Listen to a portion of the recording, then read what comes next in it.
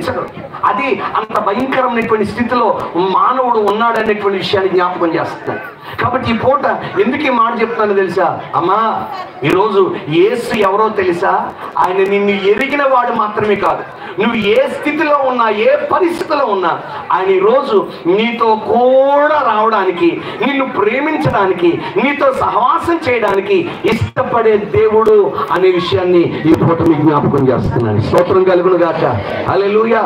ఒకసారండి పాపం చేస్తూ ఒక స్త్రీ పట్టబడింది. బైబిల్లో వ్యభిచారం చేస్తూ ఒక స్త్రీ పట్టబడింది. వ్యభిచారం చేసే స్త్రీ పట్టబడితే వెంటనే ఆమెని పట్టుకొని యేసు ప్రభు దగ్గరికి తీసుకొచ్చి అయ్యా, ఈమె పాపం చేస్తుంది కదా, రెడ్ హ్యాండెడ్గా పట్టుకున్నాం కాబట్టి ఒక్కసారి నువ్వేం చెప్తావో చెప్పు.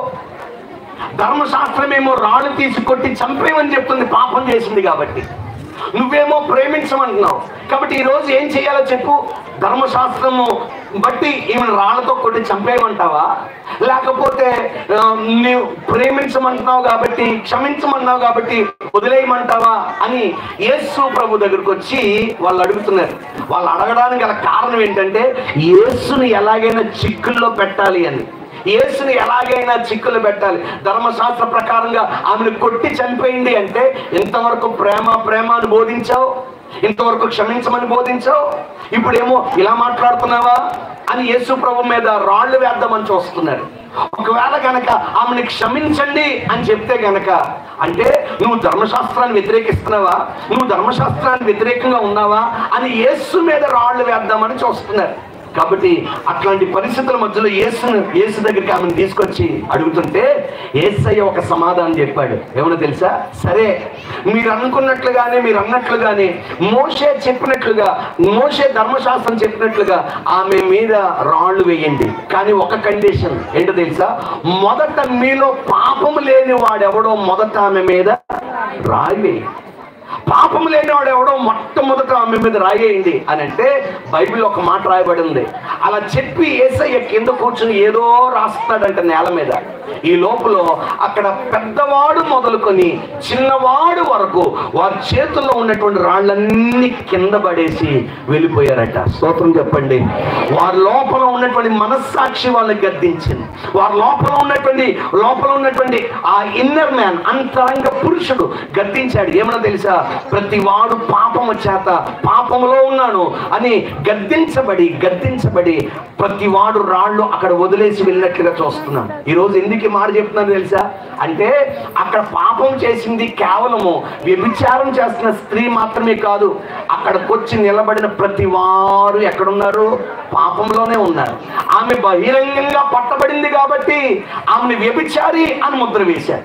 బహిరంగంగా పట్టబడింది కాబట్టి పాపి అని ముద్ర వేశారు. వీళ్ళందరూ కూడా బహిరంగంగా పట్టబడలేదు కాబట్టి వీళ్ళు ఎలా తిరుగుతున్నారో తెలుసా? దొరలా తిరుగుతున్నారు.